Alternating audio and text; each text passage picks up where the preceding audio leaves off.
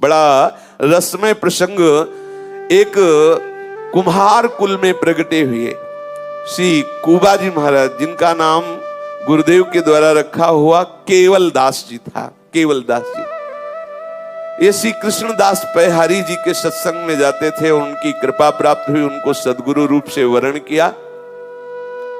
जाति के तो कुंभकार हैं, कुम्हार है, लेकिन बहुत महामहिमामयी स्थिति को प्राप्त हैं, जो यहाँ देवर्षि नारद जी कह रहे हैं। आवश्यक नहीं कि उच्च कोटि की जाति के हो तभी वो भगवान की प्रसन्नता का हेतु होंगे। बोले कहते कुम्हार जग कुल निस्तार कियो, केवल सुनाम साधु सेवा अभिराम है। सार में लोग तो इन्हें कुम्हार कहते थे। जीथड़ा ग्राम में ये रहते थे। सदैव श्री कृष्णदास पैहारी जी की कृपा कोर इन पे थे। संतों के सत्संग से गुरुदेव का अद्भुत कृपा प्रसाद इनको प्राप्त हुआ। श्री कृष्णदास पैहारी जी की कृपा का कोर इनके हृदय में ऐसा बढ़ा कि जब देखा कि गुरुदेव का आंतरिक इशारा है कि संतों की सेवा ही भगवत प्राप्ति का मुख्य साधन है। यदि संतों की आराधना की जाए तो अनंत भगवान को प्राप्त करना सहज है। सत्संग संत सेवा का स्वरूप है, उनकी आज्ञा का पालन करना। यदि वो अपनी कुटिया में पधारे तो किसी के पास अगर कुछ भी नहीं तो इतना तो है, खड़े हो गए, ग्रीवा झुका दिया, इसके बाद आसन दे दिया और जल, इतना तो सबके पास है। कोई भी वैष्णव पधारे, कोई भी संत पधारे, आप हरिदास हैं, हरि के चरण आश्रित, इतना करना ही चाहिए। चाहे आप गृहस्थ हो या विरक्त हो, भले आप उनकी कामना जो है, मान लो कोई ऐसे भी आते हैं धनादि की याचना करते हैं, तो हम ये नहीं कहते कि आप पूर्ण करो या आपके सामर्थ्य नहीं है तो आप, इतना तो सब कोई कर सकता है। ऐसा ना हो कि आप अवहेलना कर दें। कोई भी आए प्यार से राधे श्याम बोल करके उनको जल पिलाइए, आसन में बैठा लिए। फिर वो जो कह रहे नहीं है तो जय श्री राधे, हमारे पास ऐसी सामर्थ्य नहीं है, यदि है तो भगवत स्वरूप मान करके अर्पित कर दीजिए। देनहार कोई और है, देते रहते दिन वो तो न जाने कहां से पूर्ति करता है। और वस्तु की सार्थकता है, हरि नाम जप करने वालों के उदर में यदि अन्न गया, उनके शरीर में हमारे द्वारा ऐसी सेवा बन जाए, वस्त्र पहुंच गया या उनके कहीं वास की व्यवस्था हो, ये तो हमारा अहोभाग्य है। अगर कभी ऐसा हमें संयोग मिले, सौभाग्य मिले। ये बात उनके हृदय में बैठ गई थी कि प्रभु को रिझाने का बहुत सरल उपाय है भगवत भक्तों के चरणों का आश्रय, उनकी आज्ञा का पालन, उनकी सेवा। लोग कहते तो थे इनको कुंभकार, लेकिन सही पूछो तो ये वास्तविक कुंभकार है। जैसे कुंभकार है ना, कुम्हार मिट्टी लाता है और उसको पात्र का रूप देता है और फिर तपा करके उसमें जल भरने योग्य बना देता है। ऐसे ही जो इनके समीप आ जाता तो ये उसके हृदय में भाव की रचना करते और भक्ति सिद्धांतों से उसे परिपक्व करके, तपा करके प्रेम रस रखने योग्य बना देते। ये ऐसे कुंभकार थे। ऐसा एक महामहिमा में महाभागवत इस कुल में प्रकट हुआ कि जगत प्रणाम करता है ऐसे कुम्हार कुल को, जहां ऐसे महाभागवत श्री कुबाजी प्रकट हुए, केवल राम जी प्रकट हुए। एक बार की बात है कि इनके घर में वैसे तो संत महात्मा आया ही करते थे, कभी एक कभी दो, और ये बहुत ही अकिंचन स्वभाव के। ये केवल 30 बर्तन बनाते थे और रोज एक बर्तन बेचते, उसी से जो आता उसी से संत सेवा और अपने घर का पालन कर। ज्यादा इसलिए नहीं बनाते थे कि भक्ति का सिद्धांत है छठदम सील बिरत बहुकर्मा, निरत निरंतर सज्जन धर्मा। बहुत से कार्यों से वैराग्य धारण करके उचित जो व्यवहार कार्य हो करे, नहीं निरंतर जो साधु महात्मा जन अपने चित्त को प्रभु में लगाते रहते, वही हमारा चित्त लगे। यदि हम बहुत व्यापार, बहुत नाना प्रकार की क्रियाओं में अपने मन को फैलाएंगे तो हमारा मन एकांतिक भजन में नहीं लगेगा। तो प्रभु ने जब सबरी जी के सामने भक्ति का गान किया तो कहा छठदम सील विरत बहुकर्मा, बहुत कार्यों से वैराग्य धारण कर ले। इसी सिद्धांत को लेकर के श्री कुबाजी महाराज बहुत बर्तन नहीं बनाते थे, 30 बर्तन बनाते थे और उन्हीं को परिपक्व करके एक रोज बेचते। जो उससे अर्थ आता उससे अपने परिवार का, आए हुए अतिथि का पोषण करते। एक बार इनके यहां संतों की मंडली पधारी और मंडली में तो मानो 20 संत 25 संत ऐसे मंडली चलती थी। अब जैसे एक मंडली है सौनक जी की, 88,000 ऋषि हैं, अगर ये मंडली आ जाए तो होता ही विचित्र बात। दुर्वासा जी भी कहीं कहीं पाया गया 60,000 शिष्यों से, ऐसा पाया गया। तो संतों की पहले मंडलियां चलती थी, तो 20-25 संत होंगे। ऐसे एक मंडली श्री कुबाजी के घर आई और ऐसे भजन परायण महात्मा के गृहस्थी में कोई ऐसा नहीं कि बड़े बड़े गोदाम लगे, क्योंकि 30 बर्तन बनाना है और रोज एक बेचना है, जो आ जाए उसी से। तो कितना केवल उदर पोषण के लिए होता, बर्तन कोई सोना चांदी थोड़ी है, रज के बर्तन है, जितने के भी बिकते होंगे उसमें कितना बचता होगा, कैसे परिवार का पोषण। लेकिन ये निरंतर भजन परायण उतने में ही संतुष्ट रहते। अब जब घर में देखा तो संत सेवा के लिए कोई व्यवस्था नहीं और संत मंडली घर में आई हुई, सबके चरण पखारे, सबको आसन दिया, विराजो। पत्नी से कहा कि अब हमें कहीं जाना पड़ेगा, कर्जा लेना पड़ेगा, संत आए हैं, भूखे नहीं जाने देंगे। देखो वैसे अगर ये हाथ जोड़ के कह देते हमारे पास व्यवस्था नहीं है तो कोई दोष नहीं लगता, लेकिन ये प्रेमी जन है, इन्होंने विचार किया मैं कर्जा ले लेता हूं, संतों के लिए कर्जा ले लेता हूं। संतों का आतिथ्य प्रभु की प्रसन्नता का स्वरूप है, इसलिए ये भगवत पार्षद साक्षात चलते फिरते भगवान के मंदिर हैं। संत जन भगवान साक्षात संतों के हृदय में प्रकाशित है और चलते फिरते ये मंदिर है। एक मंदिर है जहां हमें चल के जाना पड़ता है और एक ये मंदिर है कि चल के आते हमें दर्शन देते हैं। साक्षात भगवान के ये चलते फिरते मंदिर हैं संत जन। अब ये किसी महाजन के पास जाते और कहते कि 20-25 संत भगवान आए हैं, उनके लिए हमें थोड़ा आटा दाल चावल घी चाहिए, आप हमें दे दो, जो काम बताना वो हम काम कर देंगे, आपकी सेवा कर देंगे, या कर्जा रूप में दे दो तो हम अपना बर्तन बना के बेचेंगे, फिर धीरे से आपका कर्जा मैं ब्याज सहित दे देंगे। प्रायः महाजनों ने, जो धनी मानी थे, उन लोगों ने मना कर दिया कि गरीब आदमी है, इनको क्या दें, और जो देंगे तो पता नहीं कितने दिनों में दें। एक थोड़ा चतुर चालाक स्वभाव के थे, उन्होंने कहा कि देखो हमारा एक काम है, अगर तुम कर दो तो जितना कहो हम भोजन सामग्री दे सकते हैं। हाँ हाँ बोलिए आपका क्या काम है? बोले कुआं खोदना है। उस समय पानी के लिए कुआं ही होता था। मुझे जल चाहिए, जल के लिए कुआं चाहिए, और वहां कुआं खोदना मतलब 80 हाथ के नीचे कहीं पानी मिलता था।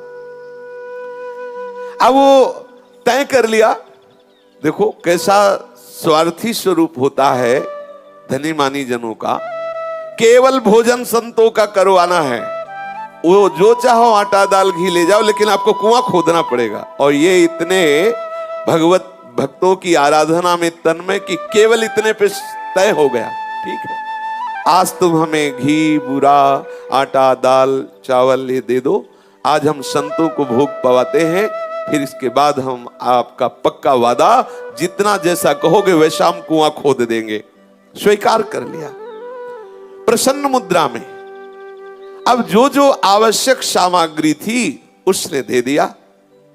अब इनके हृदय में बहुत आनंद है कि जिन संतों के केवल एकमात्र जीवन आधार भगवान श्याम सुंदर है, आज उनकी आराधना करने का मुझे प्रभु ने अवसर दिया है। ऐसे आनंद मगन हो करके बहुत सी सामग्री ला करके संतों की सेवा कर रहे हैं। सुंदर सुंदर पकवान आदि बनाए, भोज्य पदार्थ बनाए और ठाकुर को भोग लगाया और सब संतों को पवाया। खूब आनंदित हो रहे हैं। कितनी भगवत भक्तों के प्रति प्रियता है कुबाजी की। केवल संतों के उदर पोषण के लिए वो सामग्री देगा और आप ही कुआं खोदेंगे। कितनी बड़ी बात थी कुआं खोदना। अब आप सोचिए, थोड़ी क्यारी खोदना हो तो बात अलग, पूरा कुआं खोदना है 80 हाथ का, तभी वहां से जल निकलेगा। अब जब संत भगवान सुंदर प्रसाद पाए, 1-2 दिन रुके और फिर चले गए, तो इन्होंने वादा किया था कि मैं सेवा करूंगा, कुआं खोदूंगा। बड़ी रसमयी स्थिति है। एक एक फावड़ा चलाते हैं, हर फावड़ा में वो नाम उच्चारण करते हैं, राम राम सिया राम सिया राम। पत्नी को प्रार्थना करके साथ लाए हुए हैं। वो मिट्टी के तसले को उठवाती है, फेंकवाती है, और उससे भी कहते हैं कि अगर बात करना है तो हमें राम नाम संबोधन करके बात करना। बात करने जैसे अपने लोग बात करते हैं, राधे ऐसा संबोधन करते हैं, श्री हरिवंश ऐसा सब, मतलब हमें पुकारा जा रहा है या हमें संकेत किया जा रहा है। वैष्णव जन आपस में संकेत भी करते हैं तो आराध्य देव के नाम से ही संकेत करते हैं। अब वो इस भाव में मगन है कि इसने संत सेवा के लिए हमें जो सामग्री दी, मुझे पूर्णतः वादा निभाना है।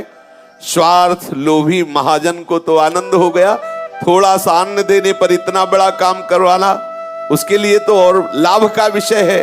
अब ये भगवान नाम कीर्तन करते हुए एक एक फावड़ा मार मार करके रज भरते तसले में, नाम उच्चारण करते हुए तसले को फेंकते जाते। श्री केवल राम जी उस महाजन का कुआं खोदने लगे।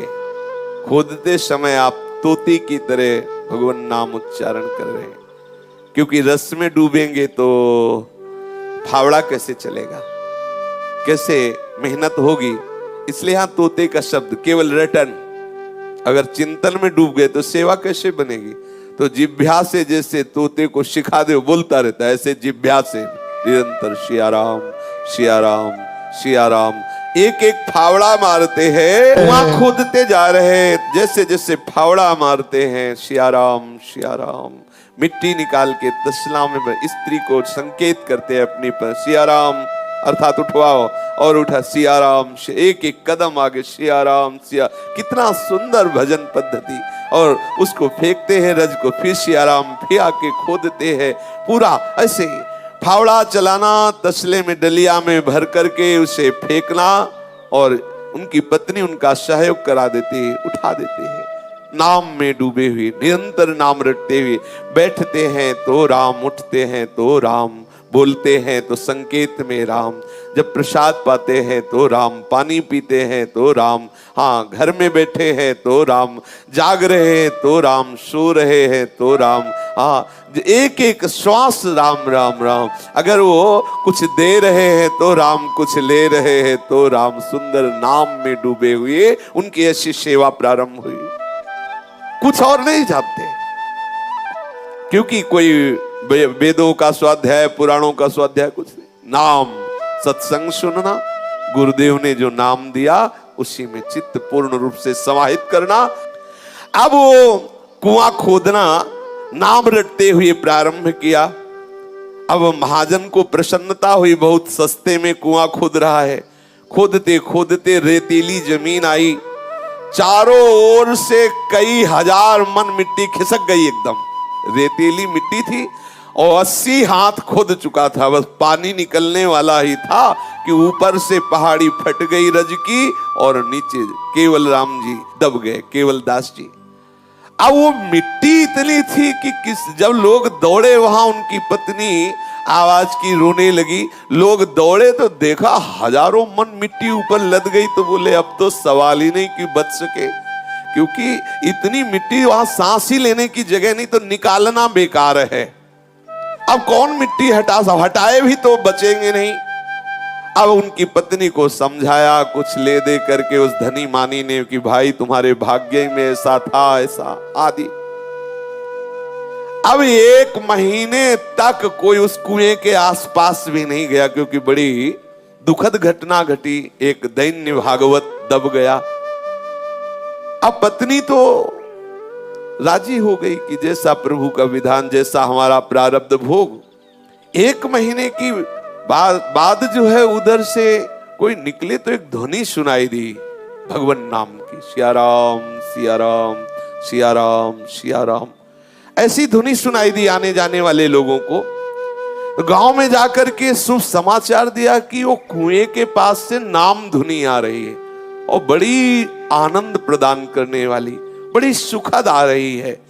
अब जो लोग उधर उस कुएं के आसपास आते, इतनी आनंदमयी नाम धुनी थी कि सबको एकदम रोमांचित हो जाते, सिया राम सिया राम सिया राम, ऐसा सुध बुध न रहती। और सबको ये लगा कि 1 महीना हो गया। 1 महीने में तो क्या 1 मिनट में मर जाएगा व्यक्ति, जिसके ऊपर इतनी रज गिर गई है, कुएं में नीचे वो हो, जीने का तो कोई सवाल नहीं, ये नाम कैसे चल रहा है। अब यात्रियों के द्वारा ये भी सुनाई दिया कि केवल नाम ही नहीं चल रहा, साथ में ताल मृदंग करताल भी बज रही है। वह सुनाई देता ताल मृदंग करताल बज रही है। तो उधर से एक राजा निकला, तो उसको जब ये कि काहे को भीड़ लगी पता चला, यहां से नाम सुनाई देता है, तो राजा नजदीक गया, सुना। तो बोले यहां हो क्या गया था? बोले एक भक्त थे केवल दास जी, वो कुआं खोद रहे थे, मिट्टी ऊपर से गिर गई, वो बहुत गहरा 80 हाथ का कुआं खुद गया था, वो नीचे दब गए थे 1 महीना पहले। अरे उनका तुरंत खुदाई करवाओ। ये कोई दैवी आवाज नहीं सुनाई दे रही, ये तो आवाज उन्हीं की सुनाई दे रही है। अब आप देखो, भला इतनी मिट्टी के नीचे दबने पर कोई जीवित रहेगा, और फिर वहां से कोई बोले तो इतनी आवाज आएगी। ये है भागवतिक शक्ति, ये है संत सेवा का चमत्कार, ये है भगवान नाम रटन की महिमा।